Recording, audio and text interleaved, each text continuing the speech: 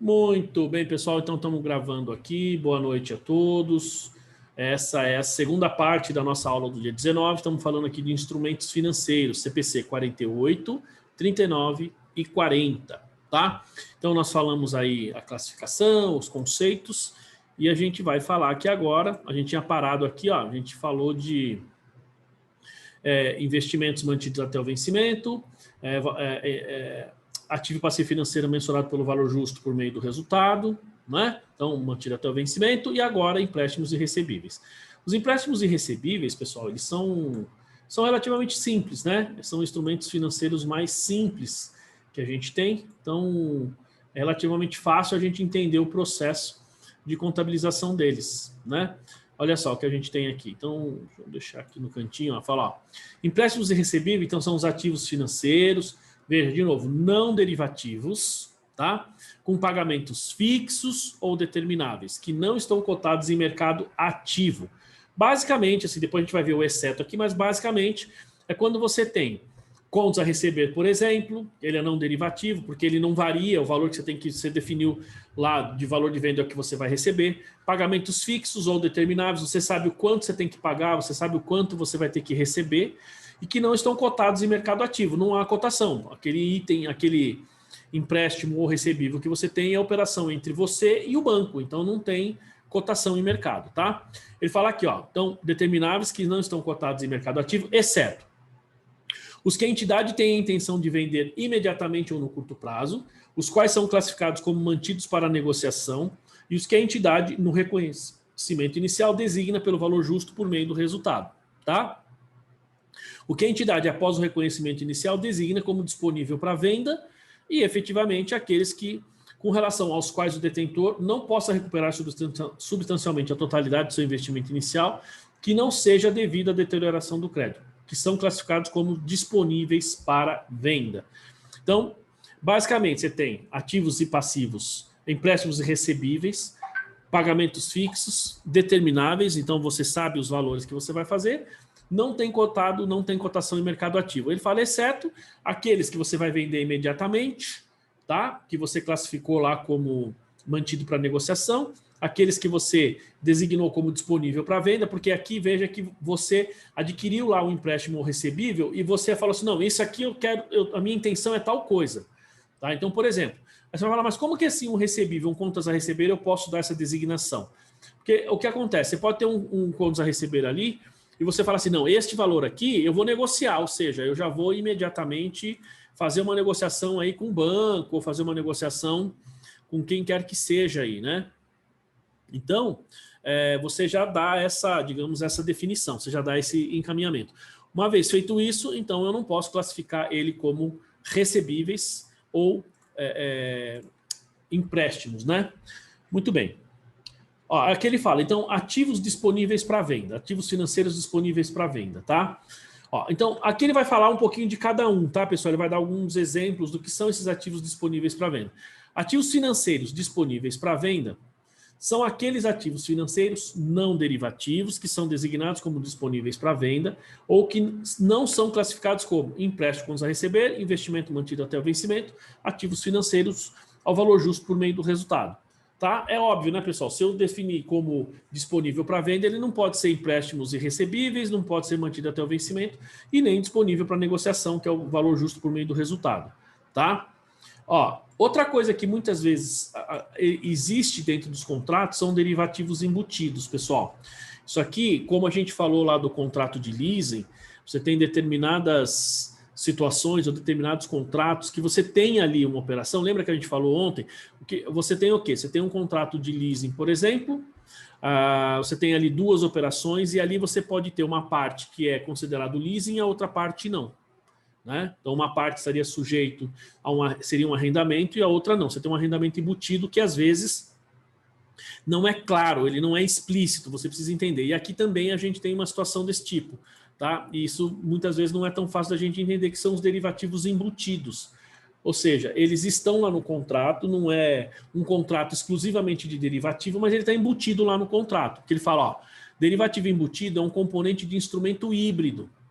Ou seja, você tem mais de uma característica, uma combinação, é combinado, e que também inclui um contrato principal não derivativo. Então, você tem um contrato que ele tem uma situação, vou falar assim, a operação principal é um não derivativo, mas você tem ali, digamos assim, uma parte secundária que seria um derivativo. Um derivativo deve ser separado do seu contrato principal e ser contabilizado separadamente como um derivativo quando? Então ele vai falar aqui, mas vejam que aqui ele está dando a mesma característica do leasing, ou seja, do arrendamento. Então se eu tenho um contrato de prestação de serviço, mas eu identifico ali dentro uma parte que uma parte daquele contrato é um arrendamento, eu preciso contabilizar separado. Aqui ele fala a mesma coisa, você pode ter um contrato ali, uma determinada operação que não é um derivativo, tá? Mas você identifica ali um derivativo. Também preciso separar e fazer a contabilização de forma separada, porque você vai ter que dar aí digamos assim, o encaminhamento, digamos, a designação desse derivativo, tá? Bom, então ele fala aqui que esse derivativo deve ser separado do seu contrato principal e ser contabilizado separadamente. Quando ele fala separado, é no sentido de você pegar as cláusulas ou os itens contratuais desse derivativo e contabilizar separado. Não é que você vai ter dois contratos, tá? Bom, veja só, separadamente como um derivativo quando as características econômicas, os riscos dos derivativos embutidos não estiverem intimamente relacionados com as características econômicas e os riscos do contrato principal. Ou seja, basicamente, eu não sei se ficou claro isso aqui para vocês, é mais ou menos o que eles chamam de lei Jabuti, ou de artigo Jabuti. Acho que não sei se é artigo ou lei Jabuti. Já ouviram falar disso aí, não? Não? Nunca ouviram falar? Não, César? Glaucio aí, todo mundo, Daiane. Eu ouvi falar qualquer coisa, mas não sei o que é. Funciona assim, vamos lá. Eu quero cortar, vou dar um exemplo, tá? Uma hipótese aqui. É que eu acabei de estar lendo no intervalo que as pessoas de idade de 60 a 65 anos, 64 anos, eles vão ter que passar a pagar passagem agora a partir de fevereiro, 1º de fevereiro, não é isso? Ou seja, foi revogada lá uma parte da lei que tem ali. E se eu não estou enganado, essa foi uma lei Jabuti aí. O que é isso?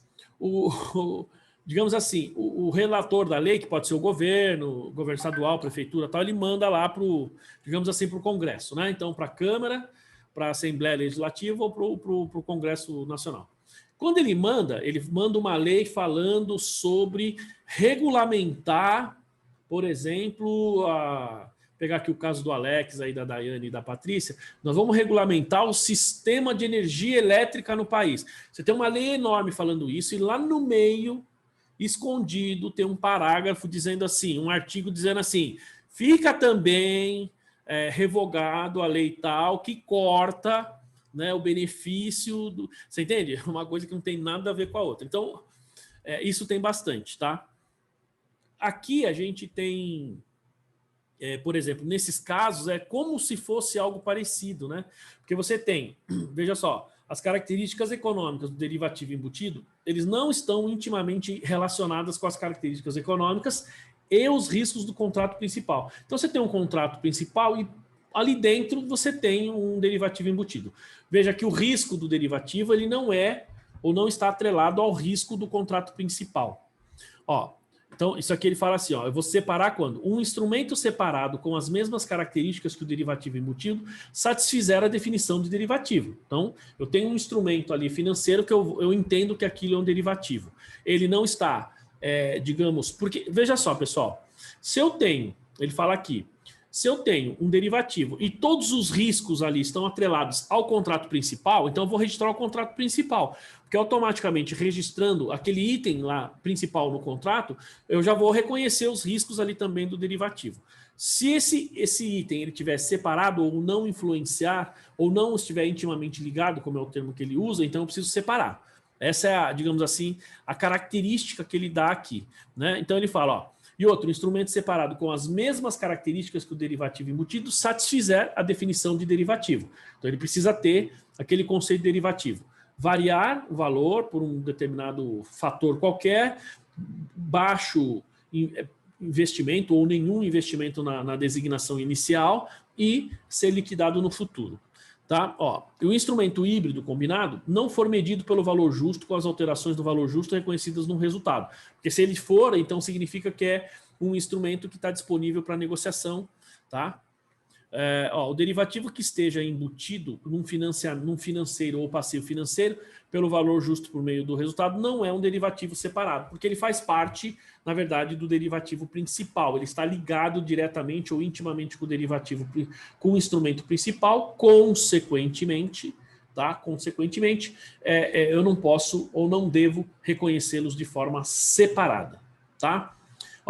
A classificação aqui, então, de ativos e passivos financeiros. Então, aqui ele fala, ativos e passivos financeiros são classificados no balanço patrimonial da seguinte forma: designados como valor justo por meio do resultado, mantidos com o propósito de gerar ganho por flutuações de preço no curto prazo. Então, se eu tenho lá uma aplicação financeira, eu tenho um determinado item, que a flutuação dele vai fazer com que eu ganhe dinheiro. Existe evidência de lucro no curto prazo e é aplicável a todos os instrumentos financeiros. Tá? Então, são os ativos e passivos financeiros, tá? Designados como valor justo por meio do resultado, em outras palavras, disponíveis para negociação. Mantido com o propósito de ganhar dinheiro, vamos falar assim, ou resultado no curto prazo, evidência de lucro no curto prazo e é aplicável a todos os instrumentos financeiros. Tá? Essa classificação de ativos e passivos. Mantido até o vencimento. Tá vendo que é o HTM, pessoal? Hold to maturity, né? Mantido até o vencimento, essa é a expressão em inglês. Então, possuem pagamentos determinados e vencimentos fixos, existe a intenção positiva de mantê-los até o vencimento. Então, aquilo que eu vou manter, como eu estava falando aqui, até 2030, então, primeiro, eu sei quando eu vou resgatar, eu sei o vencimento, tá? Eu sei os momentos que eu posso fazer esse resgate, e se for passivo, nós estamos falando de itens que eu sei quando eu vou pagar, tá? Existe a intenção positiva, ou seja, existe a intenção prática de você manter eles até o vencimento, tá? Existe a intenção. Então, aí a gente tem os empréstimos e valores a receber. Pode ver que ele está dando a classificação de cada um aí, tá? Possui como origem o fornecimento de dinheiro, bens ou serviço a um devedor. Então, empréstimos, contas a receber, né? Não possui intenção de venda imediata ou no curto prazo. Se você tem um fornecedor ou, digamos, um contas a receber, você pode até negociar, mas não é essa necessariamente a sua intenção. Você pode negociar porque você está precisando de caixa. Classificação independente dos instrumentos mantidos até o vencimento. Tá? Então, basicamente, pessoal, empréstimos e valores a receber. Esse item aqui é o mais fácil, porque esse item é o que a gente está acostumado no dia a dia a fazer a classificação. Fez uma venda, você tem o contas a receber, é um contas a receber, o contas a receber é um instrumento financeiro. Tá? Você fez uma compra lá, você fez um empréstimo, você tem ali um instrumento financeiro lá no seu passivo. Tá claro isso aí, gente? Tranquilo, né? Isso é fácil, né? Muito bem. Então a classificação aqui fala, aí disponíveis para venda. Classificação dos ativos financeiros, dos ativos e passivos financeiros, disponíveis para venda. Então, disponível para venda é aquele que você tem e que você vai negociar a qualquer momento, mas não no curtíssimo prazo. Ele não você não tem a intenção de mantê-lo para negociação. O AFS, pessoal, é Assets for Sale, né? Então, ativo para venda, tá? Disponível para venda, Assets for Sale. São instrumentos financeiros que não se enquadram em nenhuma das outras classificações. Não é disponível para negociação, não é até o vencimento e não é empréstimos e valores a receber. Ou seja, fiz uma aplicação financeira. Eu não vou resgatar até 90 dias, mas também não vou manter até o vencimento. Eu não sei quando, mas vou resgatar antes, tá? E não é um contas a receber ou não é um contas a pagar. Então, automaticamente a gente classifica ele como disponível aí para negociação, né? Desculpa, tem que tomar cuidado, hein? Disponível para venda, né? Então, Assets for Sale. Tá? Muito bem. Ele fala, gente, mensuração inicial. Vejam aqui que interessante. Então, isso aqui é importante, porque na hora que eu vou adquirir um instrumento financeiro, de início, então, como é que eu vou reconhecer? Fala, mensurado ao valor justo no reconhecimento inicial. Na hora que eu adquiro esse instrumento financeiro, ele tem que ser medido ao valor justo. Tá? E o que significa ser medido ao valor justo? Então, eu preciso apurar o valor justo desse instrumento. Tá? E outra coisa, custos da transação são incluídos na mensuração inicial de instrumentos financeiros, que não são mensurados pelo seu valor justo por meio do resultado. Porque se for por meio do resultado, então esse custo de transação ele vai para o resultado. Acho que ele vai falar na frente aqui, tá? Mas via de regra, pessoal, se a gente pensar aqui, você fala, mas como é que eu registro um instrumento financeiro pelo valor justo na aquisição? A gente poderia fazer uma analogia aqui com um ativo biológico, tá? Significa o seguinte, a Solange falou agora há pouco de marcação a mercado, né? Então, o que significa isso? Vamos supor que o valor justo de um determinado instrumento financeiro, sei lá, R$100, uma unidade, né? Uma parte do contrato seja R$100. Só que eu fiz um negócio direto aí com o Marcelo, falei direto com ele, e ele me vendeu a 90. Me vendeu a 90. Mas o valor justo do ativo é 100. Eu vou pagar só 90. Então, o que acontece? Eu vou registrar o ativo por quanto? Valor justo, eu vou ter que registrar por 100. E a diferença dos 10? Eu já reconheço um ganho ali. É assim que a gente faz com um ativo biológico também. Eu vou comprar lá minha vaquinha, tá? Então, a vaquinha tem cotação no mercado, né? Então, a gente tem lá o quanto vale normalmente um animal, né? Um gado, a gente sabe, porque você tem o arroba, você tem como é que chama? A raça, você tem uma série de fatores que você consegue medir, você tem cotação para isso. Então, ele fala assim, não, o valor justo desse animal, sei lá, é R$10.000. Estou chutando, tá, gente, os números. R$10.000. Mas eu vou lá e faço um negócio com a Solange, ela me vende aquele cachorrinho que ela estava na mão ali agora, né? Só que o valor justo dele, se você for comprar num canil, ele vale 10 mil. Só que ela me vende por 5 mil, que ela não gosta muito do cachorrinho. Né, César? Não liga muito pro cachorrinho, ela me vende por 5 mil. Então vejam que se ela me vendeu por um valor menor, eu vou ter um ganho. Pode acontecer. Não tem valor observável no mercado. É verdade, né? Verdade. Isso aí não tem valor, né? Depende, né, Solange? Se eu chegar e te oferecer 5 milhões de reais. O César vende, não vende, César? Olha lá, o César vende.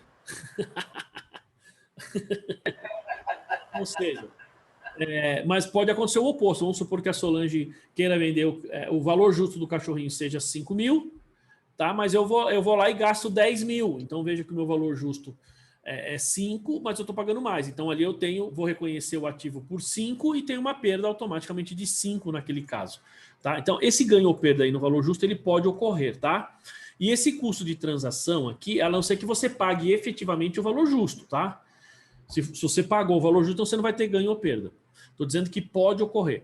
E esses custos de transação são incluídos na mensuração inicial, então eles vão fazer parte ali do custo desse ativo, mas desde que não são mensurados pelo valor justo por meio do resultado. Tá? Bom, o preço de transação deve ser a melhor evidência do valor justo no reconhecimento inicial. Por que ele fala melhor evidência, pessoal? Porque às vezes o valor justo, você não tem cotação em bolsa. Então, seria o input número 2, tá? Que você vai ver, você vai fazer uma mensuração, uma medida por operações semelhantes, mas não a operação propriamente dito, tá? Então, a não ser que o valor justo desse instrumento seja tornado evidente por comparação com outras transações de mercados correntes observáveis, tá vendo? Relativas ao mesmo instrumento ou baseadas em técnicas de avaliação, cujas variáveis incluem apenas dados de mercados observáveis. Tá? Então ele fala, o preço da transação deve ser a melhor evidência do valor justo no reconhecimento. A não ser que você tenha, digamos assim, por comparação eu consigo chegar no valor de forma segura. Ou, para aquele instrumento financeiro, eu tenho técnicas de mercado. Pessoal, para quem é do mercado financeiro, não sei se vocês sabem aí, talvez, acho que o Alex, talvez quem fez aí controladoria, né? Não sei se alguém mais fez aí. Que o Alex fez um comentário semelhante outro dia aí, que assim, quem está muito voltado na área financeira, para esse tipo de instrumento, para esses tipos de operação, pessoal, é muito comum você ter, digamos assim, não é medidores, mas você tem metodologia específica para valorizar ou para valorar, vamos falar assim, né? Para mensurar o valor desses ativos, inclusive passivos.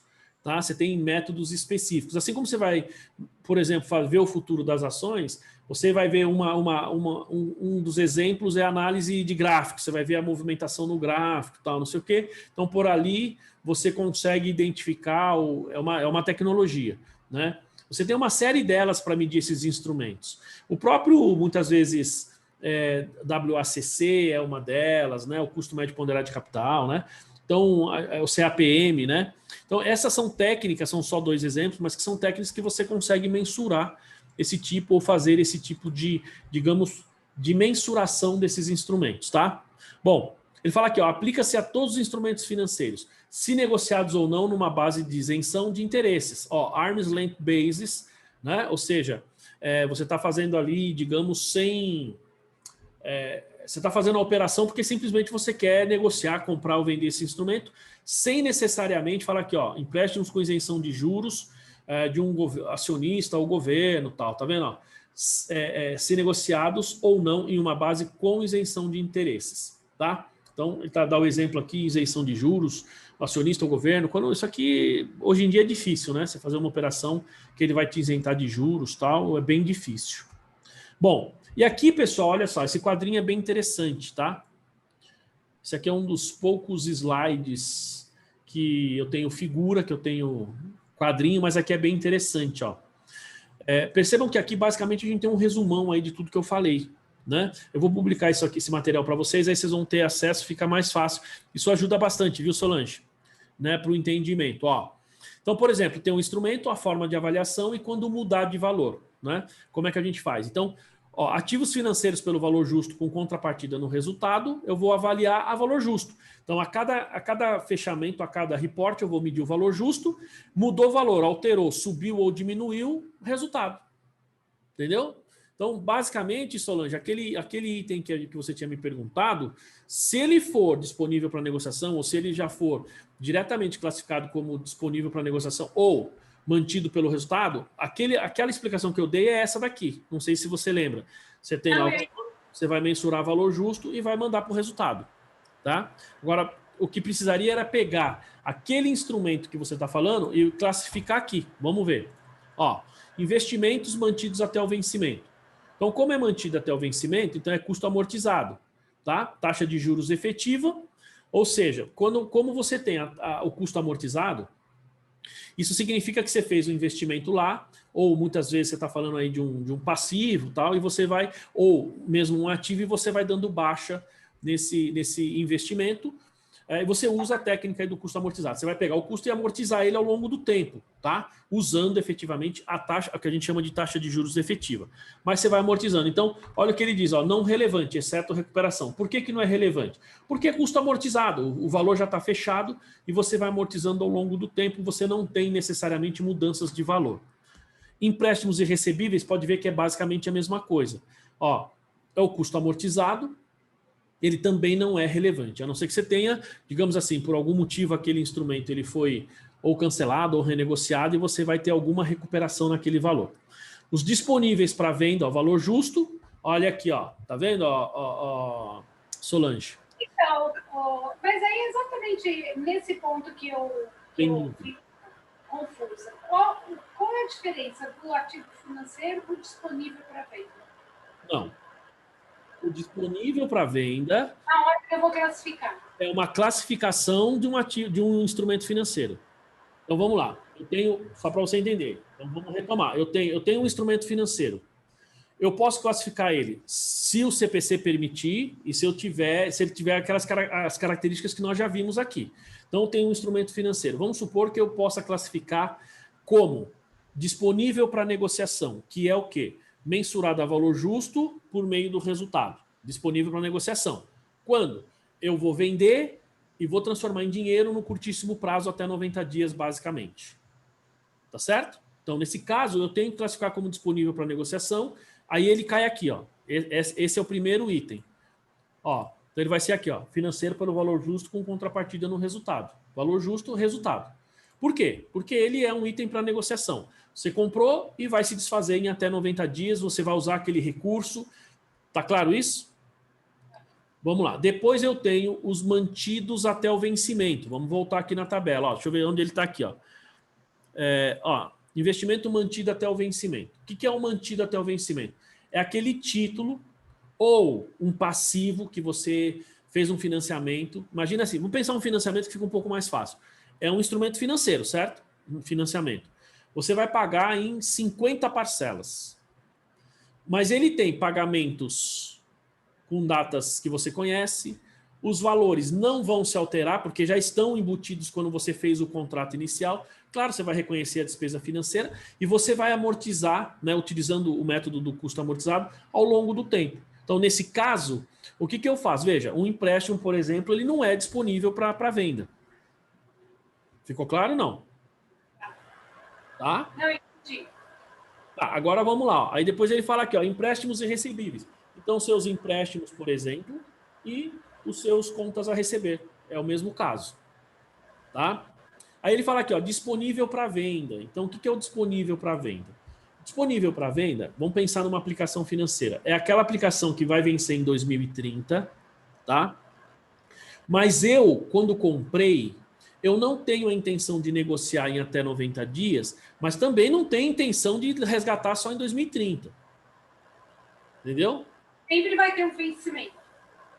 Normalmente sempre tem um vencimento. Normalmente tem vencimento, tá? Mas é como eu disse, o vencimento é a forma. Então, você precisa pensar na forma e na essência. Veja, às vezes ele pode ter um vencimento para daqui 6 meses. Se é daqui 6 meses, ele passa de 90 dias, então automaticamente é disponível para negociação. Então, em outras palavras, você tem um título, um ativo financeiro que você vai usar em até 90 dias, ou seja, ele é para capital de giro? Sim. Então ele é disponível para negociação.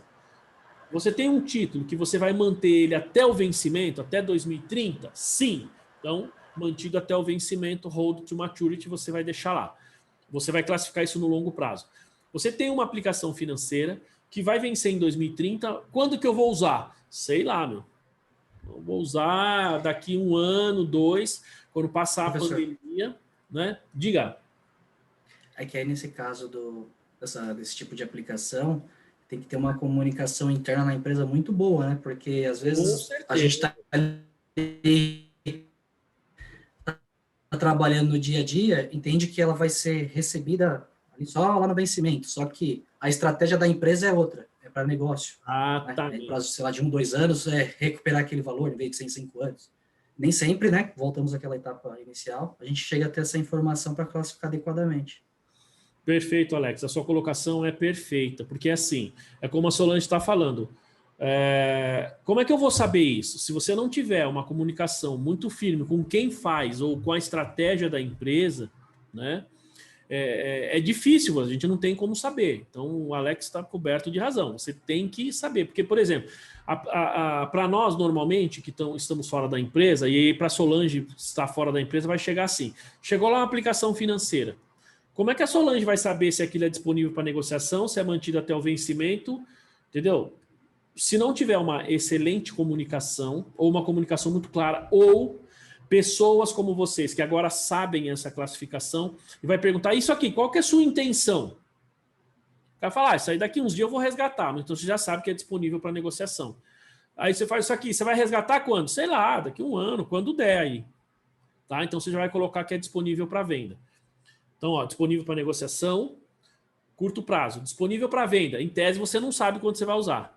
E mantido até o vencimento é que você vai sacar só no final. Basicamente é isso, entendeu, Solange? Então, assim, aí você vai falar, tá, mas qual que é, digamos, a diferença? É que o disponível para venda, você como não sabe, e aí ele entra também parecido como aquele... puxa, eu esqueci lá. Quando a gente tem na DRA, a gente tem o ganho ou perda lá quando você tem operação de aposentadoria, por exemplo. Por que algumas operações desse tipo, né, de previdência privada, a gente lança no PL e não no resultado? O conceito é o mesmo que nós estamos falando aqui. Porque se tem uma aplicação financeira, a princípio, não estou falando de tributação, tá, pessoal? Porque como a tributação, nesse caso da aplicação financeira, é na fonte, né? Você para a tributação você já oferece se for lucro real. Aqui nós estamos falando do processo contábil. Então, contabilmente, eu vou lançar isso lá no PL. Essa mudança aí. Aqui, ó, ele fala valor justo, não é? Olha lá, ó. Então, ó, disponíveis para venda, eu vou medir esse valor justo e vou colocar no PL. Por quê? Porque como eu não sei se isso vai passar, vamos supor que é uma aplicação para 2030, eu posso demorar 6 meses, 1 ano, 5 anos para resgatar, você entende? Então eu não sei em qual exercício isso vai interferir. Em outras palavras, é como, aí a gente pode pensar também no resultado da conversão de balanço. Você tem algo que afeta o seu patrimônio, mas eu não consigo reconhecer no meu resultado naquele momento, porque eu não sei quando vai acontecer. Entendeu? Diferentemente de um disponível para negociação, porque esse título disponível para negociação, você sabe que em 30 dias vai afetar o resultado. Então, quando você fechar, é naquele mês, no mês seguinte, acabou, é resultado direto. Até por conta do tipo do título. Nesse caso, se ele vai vencer em 2030, nós estamos em 2021, eu tenho 9 anos. Veja que ele pode impactar o resultado, ou eu posso resgatar isso daqui 9 anos. Então, como ele interfere no patrimônio e não no resultado deste exercício a princípio, então eu tenho que reconhecer no PL. Entendeu, Solange? Eu entendi. Eu acho que é o primeiro caso mesmo. Você acha que esse é o seu caso? É o primeiro item do quadro. Aquele título. Pelo que você tinha me falado, a princípio, é aquele caso. Exatamente. Pelo que você tinha me falado, é aquele caso. A questão é, você vai colocar lá, e qual que é a ideia? É você negociar esse título, transformar ele em dinheiro, digamos assim, no curtíssimo prazo? Não. Então, tá vendo? É isso que precisa ficar claro lá, como o Alex falou. Qual é a estratégia da empresa com esse instrumento? O que você vai fazer, na verdade, nós vamos ver aqui um pouquinho mais para frente. Vamos avançar um pouco mais. Porque ele vai falar... Vai além do contrato, né? É a intenção do uso. Exato. É que no caso dela, Alex, posso falar rapidamente? Assim, eles têm títulos, eles têm investimentos em empresas, ações de empresas lá fora. Eles estão fazendo uma negociação, acho que vai trazer para o Brasil, não é, Solange? Não, aí, já foi feito. Já foi feito. Um investimento numa empresa no exterior, e aí foi feita uma reestruturação. Aí agora a holding está aqui no Brasil, por causa da questão do lucro no exterior. E o objetivo de ter sido feita essa reestruturação, a motivação econômica, é porque vai fazer um IPO e a participação da Promon é 35%, e aí após o IPO, eu acho que vai para o novo mercado e eles vão negociar na Bolsa. Então, os 35% vão virar menos de 20%. É aquilo que eu te falei, Solange, veja, o fato de você reduzir de 35 para 20 ou para menos 20... assim, você tem investimentos em outra empresa. Então, é o que a gente falou aqui. Você tem títulos patrimoniais. Ele vai falar um pouquinho mais para frente aqui. Você tem títulos patrimoniais. O que você faz com esse título patrimonial? Bom, se você vai pegar esse título patrimonial e utilizar para negociar, enfim, você tem que ver, e outra, como é que você pretende, ou como é que a empresa pretende obter resultado a partir desses títulos? Pela valorização, vai ser método. Aí você tem que ver, vamos falar assim, você tem controle? Não, então esquece consolidação. Você tem influência significativa? Não, então esquece equivalência patrimonial. Vou fazer pelo custo ou vou medir pelo valor justo? Bom, aí depende. Se eu não tenho, vamos supor, se eu não tenho intenção de obter recurso, eu estou falando o meu entendimento, tá, Solange? Isso é importante, tá, pessoal? Para todo mundo. O meu entendimento é o seguinte: quando que eu trato um título, digamos assim, ações de outra empresa como investimento, mensurados ao custo, equivalência ou método do valor justo? Eu vou fazer isso dentro da minha intenção. Aí eu estou fazendo uma analogia com fundos de investimento. Fundo de investimento, eles investem em outras empresas, mas eles não estão preocupados com os resultados provenientes da operação. Eles não querem saber da operação. Eles querem saber do retorno financeiro. Então, eles tratam aqueles títulos patrimoniais como um instrumento financeiro. E aí é medido a valor justo. Então, é isso que precisa ficar claro. Qual é a intenção deles, Solange? Vai trabalhar esses títulos como se fosse um investimento financeiro. E aí talvez não precisaria nem ficar no grupo investimentos lá. Talvez não realizava a longo prazo, dependendo do tipo aí, né? Ou eles esperam ter resultados porque, de alguma maneira, aquelas ações faz parte, digamos assim, da operação como um todo da Promon. Ou seja, ela vai ganhar dinheiro por meio da operação.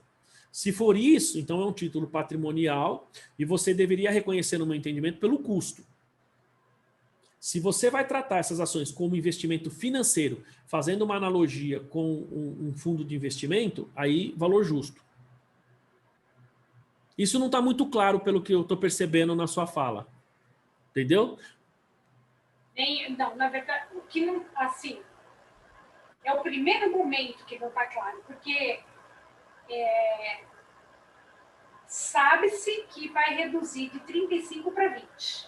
E quando tiver em 20, ou um pouco menos de 20, vai ficar lá. Então, mas qual que é a intenção? Veja, tudo bem. É fluxo de caixa. Então, mas fluxo de caixa por meio da valorização ou desvalorização, ou simplesmente... Não, tudo bem, valorização, mas assim, talvez... Então, você tem que ver, ó, método do custo. Então, essas ações eu quero receber dividendos. Se é método do custo, eu quero receber dividendos. Quer receber dividendos? Então, é investimento no patrimônio da outra empresa. Acabou. Agora, se eu vou pegar isso daí e vou ganhar em função da valorização e mais para frente vou vender em algum momento, quando? Não sei. Entende? Então, aí seria um instrumento financeiro. É isso aí. Eu não sei quando que eu vou vender, mas a intenção é vender. Então, como não tem prazo, vamos ver o que... Criar uma valorização. Então, aí, vamos ver se ele se enquadra em algum aqui, ó. Então, não é o primeiro, tá? Porque não é disponível para negociação. E para investimento mantido até o vencimento, não, porque você tem ações da empresa e você não vai efetivamente resgatar isso. Não é um empréstimo nenhum recebível. Então, a princípio, parece que é disponível para venda, tá? Por quê? Porque está lá e você pode negociar a qualquer momento, certo? Você não pode revender essas ações a qualquer momento. Então, teria valor justo e direto no PL, até a realização dele. Ó, um passivo financeiro pelo valor justo com contrapartida no resultado. Não, porque não é passivo, você está falando de um investimento. Outros passivos também não, né? Porque aqui ele está falando desses passivos financeiros aqui, ele está falando de para um fornecedor, por exemplo, que é aqui, né? Ó, pelo valor justo na contrapartida no resultado. A contrapartida diz se tiver algum juros, alguma coisa, o valor justo, se for o caso, vai direto para o resultado, porque você vai negociar, pagar isso em até 90 dias. Outros passivos, basicamente custo amortizado, que é um empréstimo, um financiamento, ou derivativos, se for o caso, se você adquiriu para ter, digamos assim, para pagar esses derivativos, né? Então, ele seria valor justo por meio do resultado. E essas ações não são necessariamente derivativos. Então, eu entendo, basicamente, disponível para venda, valor justo. Até aqui. Vamos avançar um pouquinho, que ele vai falar sobre esses títulos aí, tá? Ele vai falar sobre esses títulos. E aqui, pessoal, tá, Solange, ele vai falar sobre os títulos, vamos ver o que ele vai falar, a norma vai falar.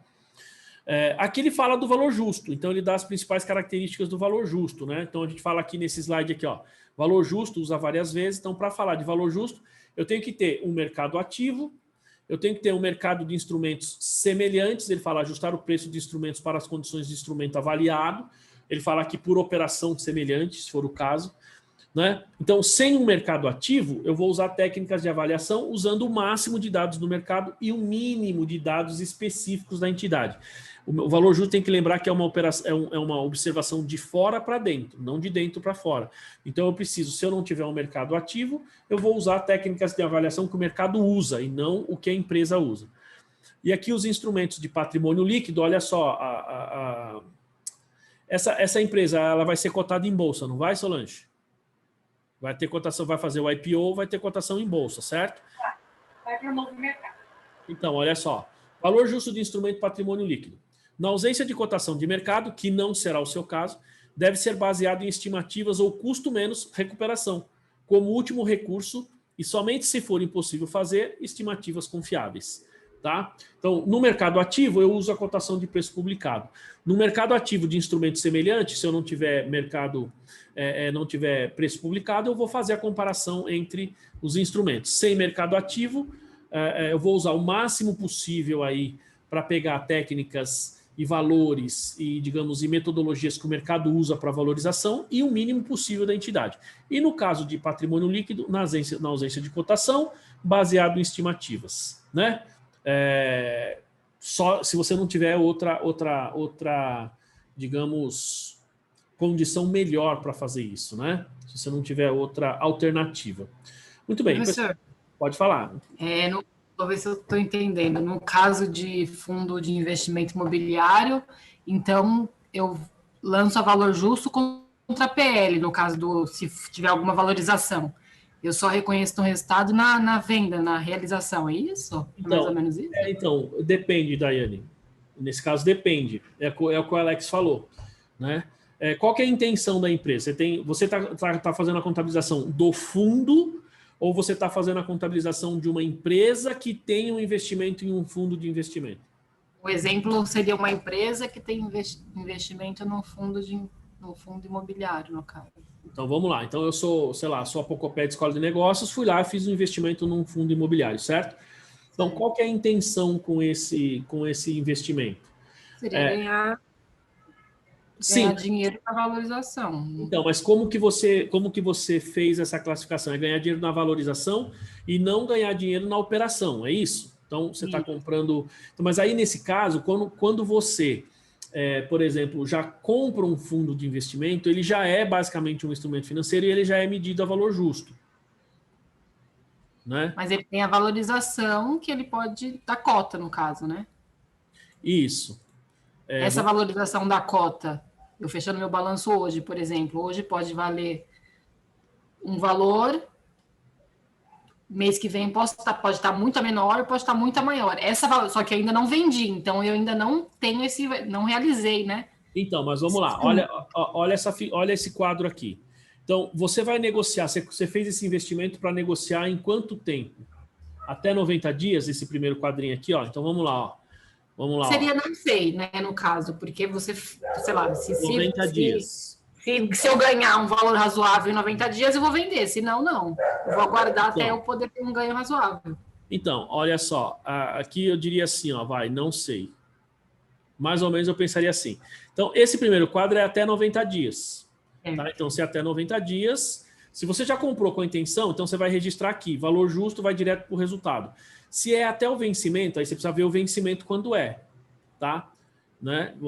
Você precisa ver se é um título que tem vencimento agora. Se você comprou, fez um investimento e você não sabe, e aí você tem que pensar, veja, vamos imaginar, eu sei a sua situação. Você não sabe porque o cliente não te informou, tá certo? Sim. Então, se o cliente não me informa, eu vou falar o que eu faria.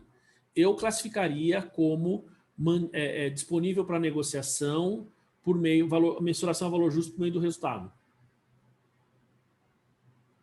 Entendeu?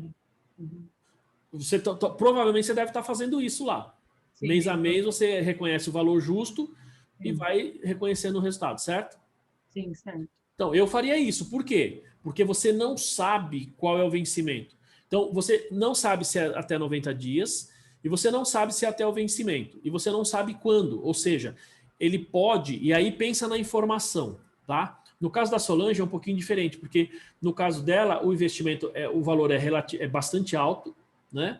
No seu caso também pode ser, mas assim, há uma diferença, que ali a empresa vai ficar com as ações. Então, ela precisa identificar melhor, né, Solange? Qual a intenção da empresa.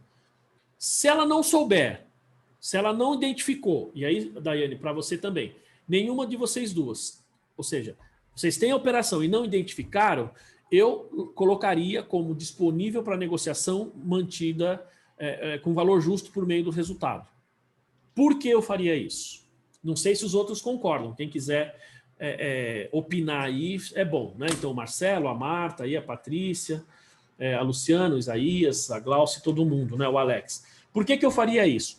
Porque, veja, como eu não sei a intenção da empresa, eu vou ser o mais conservador possível. Entendeu? Porque se eu deixo para colocar, por exemplo, quando você classifica como disponível para venda e não disponível para negociação, isso vai ficar muitas vezes no longo prazo. Entendeu?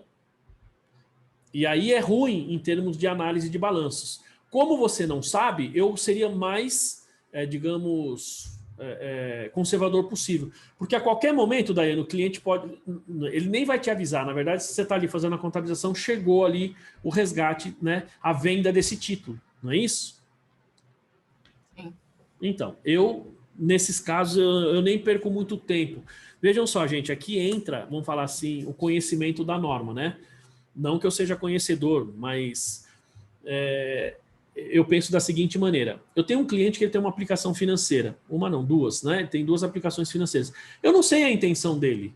Se ele vai resgatar, se ele não vai. Se eu perguntar para ele, é um cliente esclarecido, tá?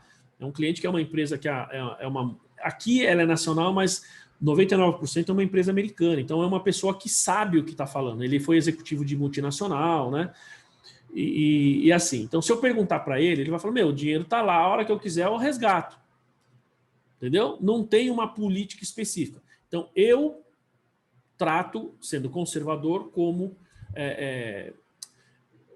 instrumento financeiro por valor justo por meio do resultado.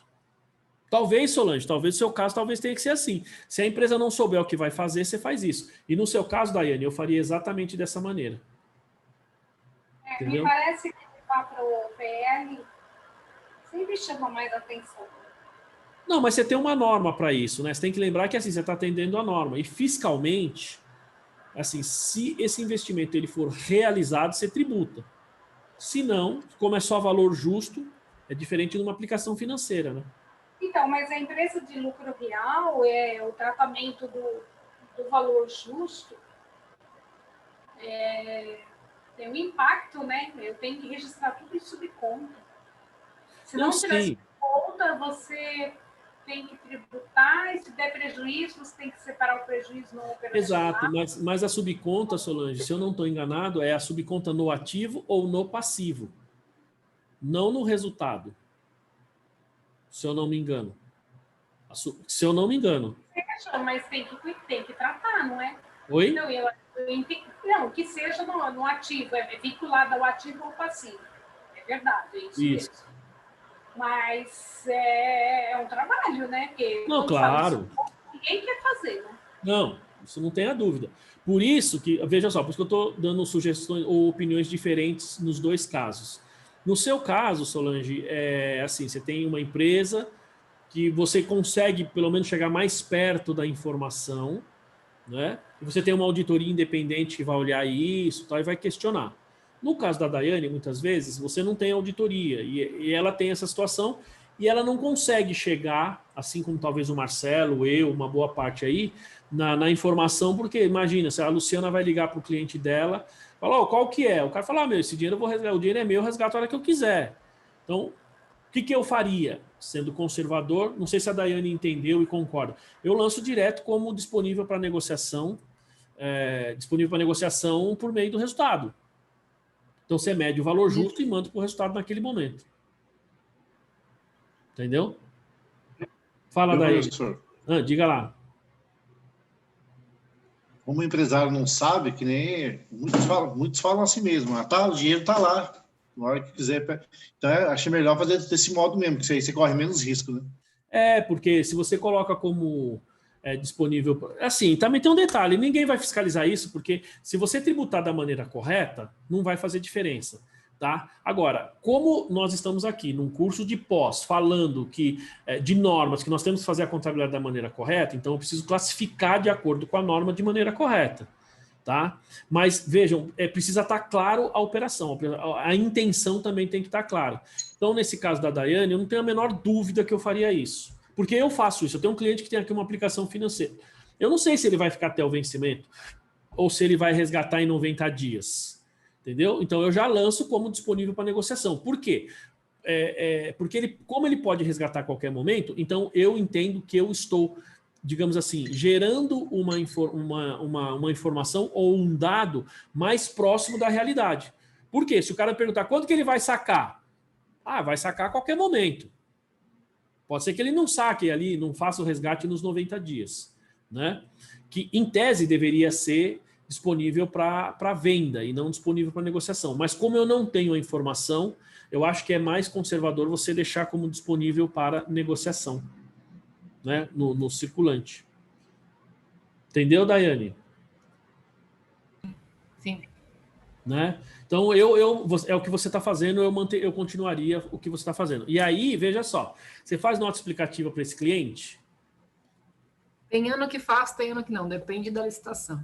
Então, vamos lá. Se você fizer a nota explicativa, aí lá você vai colocar que ele tem aplicação financeira, tá? E que como não tem uma definição, digamos assim, clara da intenção daquele recurso, ou melhor, talvez não seja nem melhor falar assim, mas como você tem aquele recurso que ele pode ser sacado a qualquer momento para uso, inclusive de capital de giro, então entende-se que a classificação mais adequada é manter como disponível para negociação. Isso interfere, inclusive, no fluxo de caixa, tá? Porque, por exemplo, a aplicação financeira que você manteve como disponível para negociação, ela faz parte do caixa equivalente de caixa. Se você colocou essa aplicação como disponível para venda, então ela vai ser como um investimento. A mesma aplicação vai ser como investimento. Então, influenciaria também na elaboração do seu fluxo de caixa. E aí você coloca na nota. Tudo bem, pessoal? Complicadinho esse aqui, né? Esse aqui, além de bastante conceito, a gente precisa fazer uma série de análises aí, né? Se a gente for pensar bem, instrumento financeiro basicamente é identificar o tipo de operação. Algumas delas são difíceis de saber como contabiliza. Eu preciso saber como eu vou classificar esse instrumento financeiro, tá? E aí ver se é a forma como eu vou reconhecer a variação dele no resultado, né? Mas vamos avançar um pouquinho, porque ainda vai falar de títulos patrimoniais, Solange. Tá? Isso aqui é o valor justo que a gente falou. E aqui é o chamado custo amortizado, porque ele usa várias vezes o chamado custo amortizado. Então, é a técnica do custo amortizado. Isso vale aqui para o instrumento financeiro, muitas vezes vale para o leasing. Quando você vai lá no CPC 25, que ele vai falar de empréstimos e financiamentos, ele fala para você amortizar usando a técnica do custo amortizado, né? Ó, então, custo amortizado de ativo financeiro ou de passivo financeiro é a quantia pela qual o ativo financeiro ou passivo financeiro é medido no reconhecimento inicial, menos os reembolsos de capital, se houverem, né? Mais ou menos a amortização cumulativa, utilizando o método juros efetivos, menos as perdas por valor recuperável. É o valor que você efetivamente tem de custo lá e o que você vai amortizando ele, considerando no reconhecimento inicial, tirando algum tipo de reembolso, porque isso diminuiria o valor da sua operação. Se for o seu passivo, diminui seu passivo, né? E se for algum reembolso no seu ativo, diminui o valor do seu ativo. Fala mais ou menos a amortização cumulativa. Então, imagina a amortização acumulada ou depreciação, se a gente pensar, só para fazer uma analogia. E utiliza o método juros efetivos, ou seja, os juros efetivos, pessoal, não é os juros do contrato. Nós temos que apurar o juros efetivo, né? Vocês sabem como que a gente apura o juros efetivo de uma determinada operação, basicamente?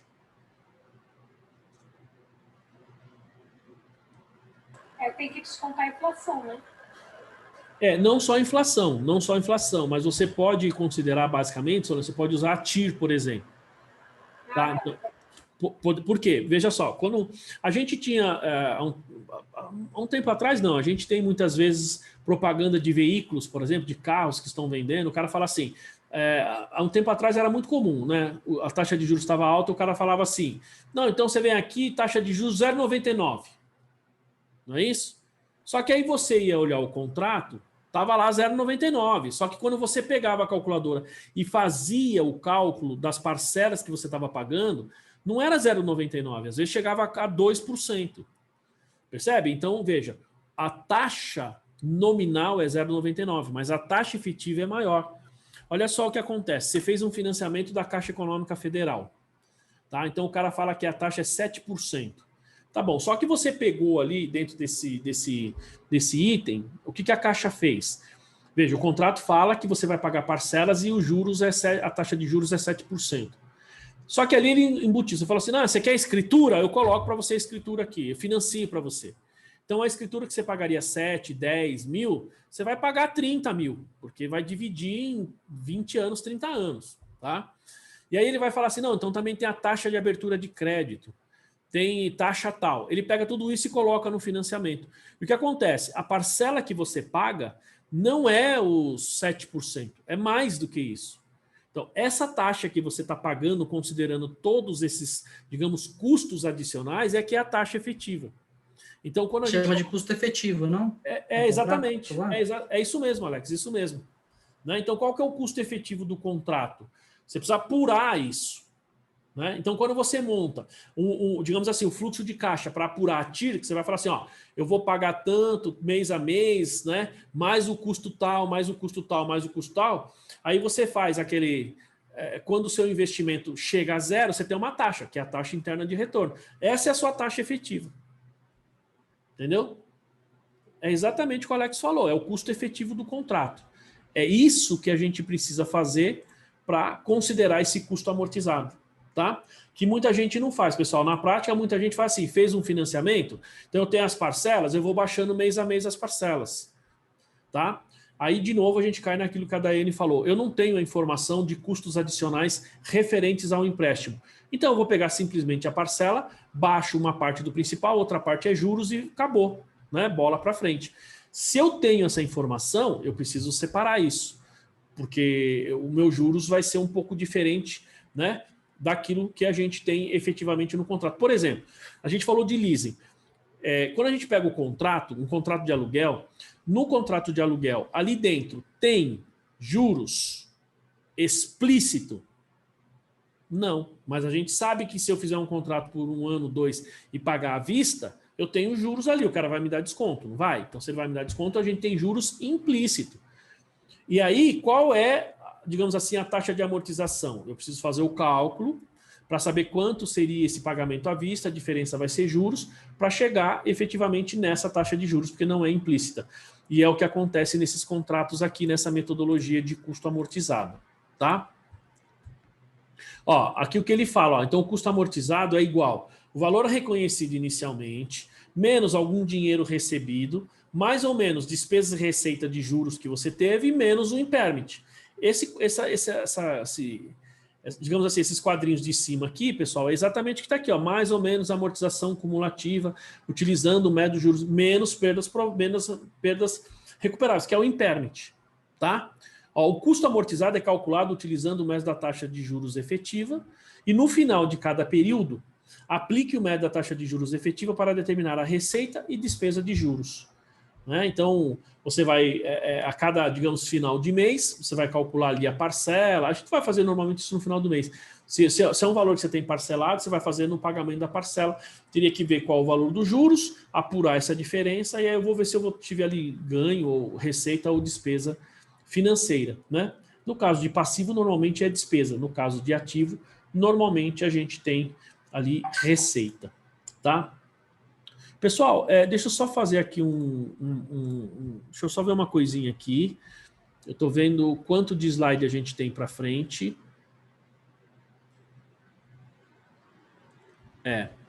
Pessoal, seguinte, ó, nós temos 10 minutos aqui, a gente vai entrar em reconhecimento. Que é o seguinte, ó. Nós estamos, na verdade, na metade dos slides.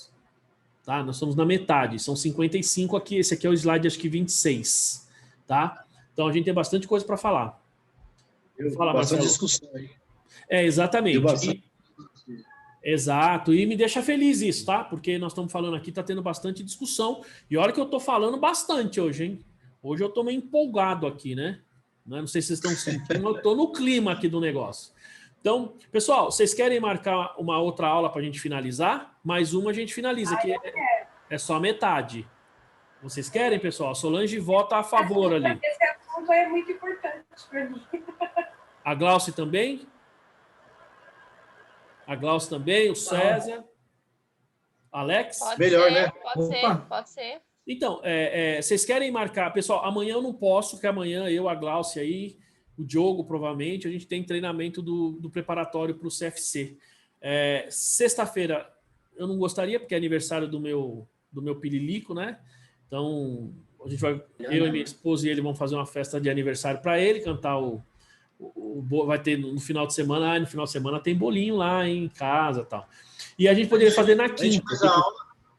A gente faz a aula e já canta parabéns para ele. Aí sim, seria bom, né? Seria ótimo, né? Quinta é um bom dia, pessoal? Se puder, né? Se puder. Não, eu posso. Pode ser na quinta, pode ser na quinta. Essa quinta eu posso. Fechou? Legal. Então, beleza. Sim. Então vamos parar aqui, pessoal, porque a gente... É quinta-feira agora, tá? A Luciana concorda ali. Eu gosto da Luciana por causa disso. A Luciana é pau para toda a obra. Você falou, tá ali, né? Não posso. Aí sim. A Patrícia também. Legal. Então, pessoal, tem que ser essa quinta, porque semana que vem, terça e quinta da semana que vem, eu tenho já reunião com os professores na faculdade. Então, a gente finaliza quinta-feira. Tá bom? Eu posso, professor. Beleza? Pessoal, então, obrigado mais uma vez para vocês. Agradeço e fiquei muito feliz, como o Marcelo falou, porque hoje nós Eu não tivemos posso bastante falar. discussão. O assunto é difícil e as discussões foram boas, dignas de um curso de pós. Então eu espero que quem está entrando agora, o Alex, né, a Daiane e a Patrícia, que estão no início das aulas aí, que vocês pelo menos estejam gostando, tá? Amanhã eu já posto tudo, tá? Tá, Luciana, ela tá falando do material. Então, o material do leasing que eu não postei, e esse aqui já posto amanhã cedo, se Deus quiser. Desculpa, Marcelo, você estava falando, eu te cortei. Então, quinta eu não posso. Quinta agora você não pode? É no mesmo horário, né? Basicamente, no mesmo horário. Então, mas fala. É por causa do culto da igreja lá. Entendi. Bom, só se, assim, se o pessoal que tiver outra data aí, né, a gente pode fazer tipo segunda na semana que vem, ou você assiste depois na gravação. E como a gente tem canal aberto, você pode depois me mandar dúvidas, essas coisas. Não, pode deixar, eu assisto depois. Tá bom, então. Então tá, pessoal. Então, fechado aí, né? Agradeço mais uma vez a todos vocês. De novo, fiquei muito feliz hoje com as discussões. É um tema difícil, é um tema complicado, e acho que as discussões foram bastante boas, digamos assim, né? A gente discutiu bastante assunto, para vocês verem que, embora seja um assunto complexo, vários desses itens a gente usa no dia a dia, e muitas vezes a gente não percebe, né? Então, agradeço bastante a todo mundo, fiquem com Deus, pessoal, que Deus abençoe, descansem tranquilamente, e quinta-feira, então, estamos de volta aí para finalizar, tá bom? Fechado? Tchau, Pessoal, boa noite. obrigado para todo mundo. Boa aí, tá? noite. Bom descanso.